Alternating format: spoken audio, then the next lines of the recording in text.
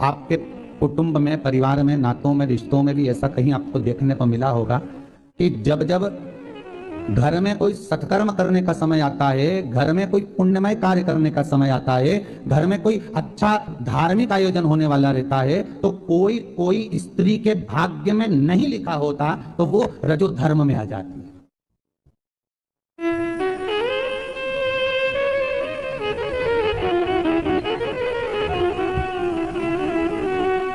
तो उसका भी व्याख्यान वर्णन लिखा है। इसके लिए तो कहा कि वो नारी जिसके मुख से अगर कोई घर में धार्मिक कार्य हो रहा है, सत्कर्म हो रहा है, और उसके मुख से अगर एक बार निकल गया कि नहीं अरे ये अभी रहने दो बाद में देखेंगे, तो वो अगर कार्यक्रम होगा भी ना तो वो उसमें शामिल नहीं हो सकती, वो उसमें सम्मिलित नहीं हो पाए, क्योंकि उसके मुख से एक बार निकल गया कि नहीं अभी नहीं, इसको बाद में करा लेंगे, सत्यनारायण जी की कथा बाद में करा लेंगे, भागवत जी बाद में करा लेंगे, शिव पुराण बाद में करा लेंगे, जब समय होगा तब करा सकते हैं, तब देख लेंगे, अपन आराम से उसको करवा लेंगे जब मौका। तो वो उसके मुख से जो नहीं निकला है, तो वो धार्मिक आयोजन में अगर आ भी जाए, बैठ भी जाए, तो वो नहीं कर सकता, उसका कर्म नहीं बन सकता। इंद्रियां ऐसी हैं जिसको भगवान को समर्पित कर कर रहना। तुम बोलोगे नहीं मानेंगी, दुखी होगा, बेटों को बोलोगे बच्चे नहीं मानेंगे, दुखी होगे, तो बोलना ही क्या, मस्ती में रहो। जो बनाए तुम्हारा मन है दाल खाने का, मस्ती में खाइए, अलमस्त होकर बड़े प्रेम से। और स्कंद पुराण तो कहती है कि अगर चटनी रोटी भी खा रहे हो तो ये समझकर खाना कि मैं रसगुल्ला खा रहा हूं, और कभी मत कहना कि मेरी बहू ने चटनी रोटी बनाकर खिलाई, कहना मेरे को रसगुल्ला खिलाया।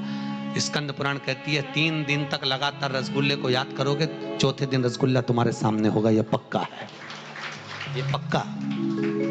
प्रैक्टिकल करना, ऐसा नहीं कि सीवर वाला महाराज कहीं झूठ बोल के चले जाए, प्रैक्टिकल जरूर करो। हम पहले भी कथा में बोले प्रैक्टिकल करना जरूरी है। एक महाराज जी प्रवचन में कह रहे थे शराब नहीं पीना चाहिए, शराब पीने वाला व्यक्ति गटर में पड़ा होता है, नाली में पड़ा होता है, ये गंदा नाली का पानी है, मत पियो।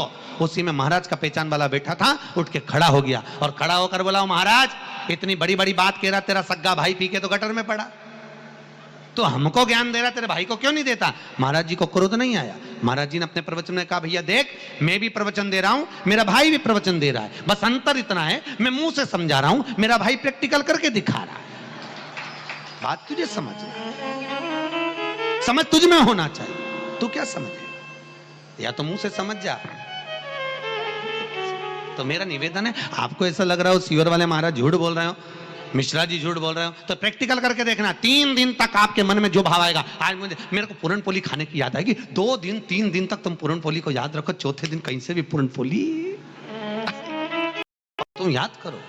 और कई बार आपके साथ हुआ होगा, ऐसा कोई नहीं जिसके साथ नहीं हुआ। तुम याद करती कई बार कि मेरे को ऐसा करना, और वो चीज सामने हो जाती है, तुमने याद करा, 2 दिन 3 दिन तुम्हारी बस किसी किसी से मिलने की भी लगता होती ना कि मुझे इससे मिलना है, मेरे को उसको फोन पे बात करना है, और तुम नहीं भी फोन लगाओगी तो उसका उपत के फोन आ जाएगा पक्का, क्योंकि ये दिल का कनेक्शन है। सौभाग्यवती नारी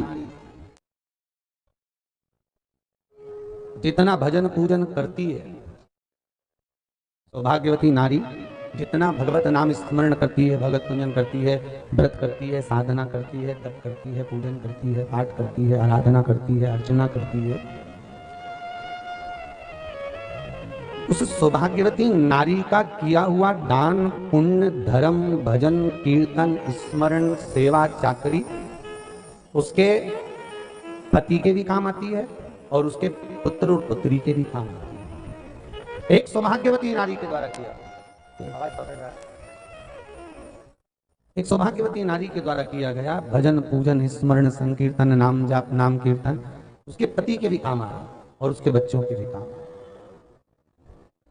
देखिए कितना सुंदर शिव महापुराण में चरित्र आया है वृंदा देवी का, कि वृंदा जितना नाम जाप करती है, वृंदा जितना नाम भजन करती है, वृंदा जितना नाम स्मरण करती है, उसके पति को उसका लाभ है। सोमवार के व्रत का अगर आप विधान देखेंगे, और हम तो कहते हैं केवल 16 सोमवार से ही मतलब मत रखो। आप माताएं अगर एकादशी का व्रत कर रही है, सोमवार का कर रही है, मंगलवार का कर रही है, बुधवार का करे, गुरुवार का करे, चतुर्थी का करे, तीज का करे, छठ का करे, आप जो भी व्रत करते हो उस व्रत का विधान स्कंद पुराण में लिखा हुआ है। और स्कंद पुराण में क्या वर्णन लिखते हैं कि नारी जब सौभाग्यवती हो जाती है, लड़की की जब शादी हो जाती है और वो अपने पति के घर में जब रह रही होती है, पति के संग रह रही होती है, तो पति के घर में रहकर जितना भजन पूजन करती है, जितना स्मरण करती है, वो उसके द्वारा किया गया भजन पूजन व्रत आराधना उद्यापन चाकरी दर्शन ये सब का फल उसके पति के खाते में भी जाता है और उसके पुत्र और पुत्री के भी खाते में जाता है। पर उसमें एक बात का विशेष ध्यान रखना स्कंद पुराण कहती है कि आप व्रत को उठाएं।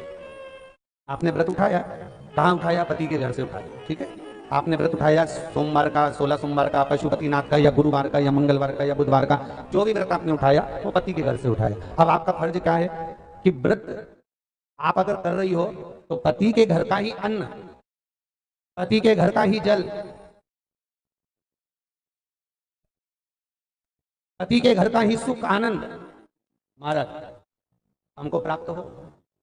अगर व्रत करने के दिन मालूम पड़े आपके कोई तीज का व्रत, छठ का व्रत, चतुर्थी का कोई विशेष खास जो व्रत होता है, सोमवार सोमवार का व्रत, पशुपति व्रत, और आप अपने मायके चली गई और मायके का अन्न जल आपने ग्रहण किया, मायके का प्रसाद ले जाकर, मायके की थाली ले जाकर, मायके का पूजन का सामान ले जाकर आपने भगवान की आराधना करी, तो स्कंद पुराण कहती है वो स्वीकृत नहीं होता, क्योंकि विवाह होने के बाद गोत्र बदल जाता है। उस गोत्र का अन्न चाहिए, उस गोत्र का भाग चाहिए। पांवों की चप्पल बार बार टूट रही हो, कमर से नीचे जो वस्त्र पहने हो वो फट रहे हो, कहीं पजामा है, धोती है, आदि वस्त्र हैं, कपड़े हैं, वो अपने आप फट, आज के जमाने में तो फटे फटाए पहनते हैं लोग, फैशन, उसकी गारंटी नहीं है, उसका हम वर्णन नहीं कर रहा। हम जब पहनते हम समझ जाते हैं तो शनि तो ऑलरेडी लगा ही हुआ। जब उनका घुटना घुटनी सब फटा हुआ दिखता है तो उसमें लग जाता है कि शनि पहले से लग गया बापड़ा, उनके पहने से बात पड़े। शनि का नियम है, शनि कथा कहती है पांव की चप्पल बार बार टूट रही हो, घिस रही हो, बत्ती टूट रही हो, कुछ कर रही हो, और अगर कमर से नीचे जो वस्त्र पहने हो वो अपने आप फट रहे हो, समझ लेना कि शनि पांव से प्रवेश कर रहा, मतलब अपनी प्रखरता शनि दिखा। किसी मंदिर में गए महाराज और वहां जाने पर चप्पल चली गई तो समझ लेना शनि की कुदृष्टि अब पड़ना बंद होना चालू हो गया। कितना सुंदर कहा है महाराज। जूता चप्पल आज के जमाने में तो फैशन हो गई साहब, घर की चप्पल अलग होती है, बाहर की चप्पल होती है, लोग घर में चप्पल किचन तक में पहन के जाते हैं। अरे पानी ले जाओ सीओर से, रसोई घर में लोग चप्पल पहन कर जाते हैं, जहां भगवान का प्रसाद बन रहा है, जहां अन्नपूर्णा निवास कर रही है, और पूछो तो किचन की चप्पल है तो माथे पे रख लो, किचन की है।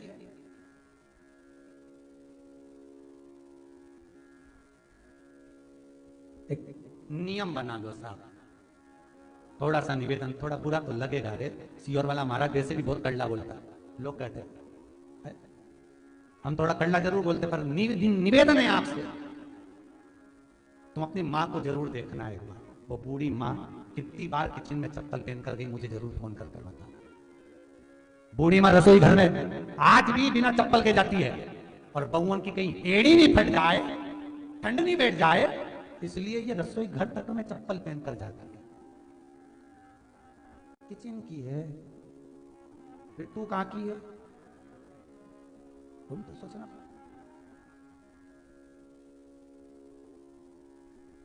कोड़ी कोड़ी माया जोड़ी के नरे तूने, मारा खूब प्यार से लक्ष्य से घिस घिस के, खूब जोरदार शैम्पू पाउडर लगा लगा के कब तक संभालोगे रे या शरीर को, ये तो बताओ कब तक। 4 घंटे तक पार्लर वाले क्या बैठे, वो धागे से न जाने क्या क्या करती रही, 4 घंटे लगा, कब तक संभालोगे, कब तक कलर घोल घोल के लगाते रहे, सोचे हम बुढ़े ही नहीं होंगे, तब तक, ये तो विचारो कब तक। और आखिरी में सारा शरीर ऐसा बड़ा रहा, पोता पोती को भी पास में नहीं जान देते, बेटे तक रोते दूर से, बहुएं खड़ी होके रोती, यानी बेटियां गले लग लग रोती, अम्मा चली गई, सब धरा पड़ा रह गया। शरीर शरीर लाखों रुपए इसी पे बर्बाद कर दिए, किचन में भी चप्पल पहन रही है।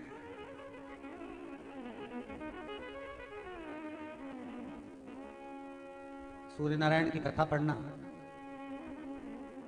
शनि महाराज की कथा पढ़ना और गरुड़ पुराण की कथा पढ़ना, जिन जिन कथाओं का हम व्याख्यान करें उसको पढ़ना जरूर हो। क्या लिखा है, घर के अंदर जब चप्पल जाती है, रोग, बीमारी, कष्ट, तकलीफ चालू हो जाती है। तुमने चप्पल क्यों पहनी? ठंड नहीं बैठ जाए, रोग नहीं बैठ जाए। घर के अंदर उतना बढ़ गया, एक कालीन बिछा दो, एक दरी बिछा दो, मोटा आसन बिछा दो जिस पर तुम चल लो। जरूरी है, कई कई लोगों को हमने ये भी देखा कि कालीन पर भी चप्पल पहन के चलते हैं। और ब्राह्मणों को भोजन परोस रहा है, गुरुजन को भोजन परोस रहा है, ठाकुर जी की थाली बना रहा है, ठाकुर जी का थाल लगा रहा है, तो भी चप्पल है पांव। तेरा क्या होगा रे कालिया, क्या होगा? विचार तो करो।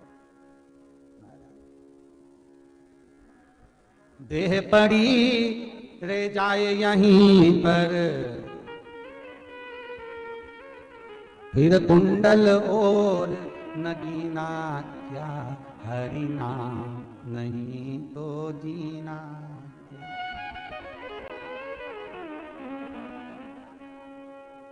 अभी भी सुधर जाओ रे, अभी भी सुधर जाओ, नहीं सुधरो तो सिधर जाओ रे, या तो सुधरो नहीं तो सिधरो, थोड़ा सुधरो।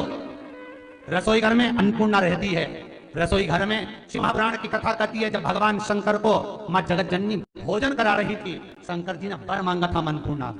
ये अन्नपूर्णे, तुम मेरे घर के बच्चों का भरण पोषण कर रही है। इस मृत्यु लोक में जितने मनुष्य जन्म लेते हैं ये मेरे पुत्र कहलाते हैं। तो अन्नपूर्णा ने कहा, चिंता मत करना भोलेनाथ, जिस जगह पर एक स्त्री, बेटी, कन्या या घर की बहू या बूढ़ी मां भोजन बनाएगी, उस जगह पर मैं अन्नपूर्णा उसके शरीर में प्रवेश करूंगी। बहू रसोई घर नहीं होगा, वो मेरा और तुम्हारा मंदिर कहलाएगा। अब मंदिर में चप्पल पहनकर भोजन का निर्माण करना ये श्रेष्ठता है। एक आसन पटक लो आप रसोई घर के अंदर, जिस आसन पे खड़े होकर आप भोजन बना लो, मोटा सा आसन रख लो, चप्पल की जरूरत ही नहीं। काय फैशन में मर जा रहे हैं।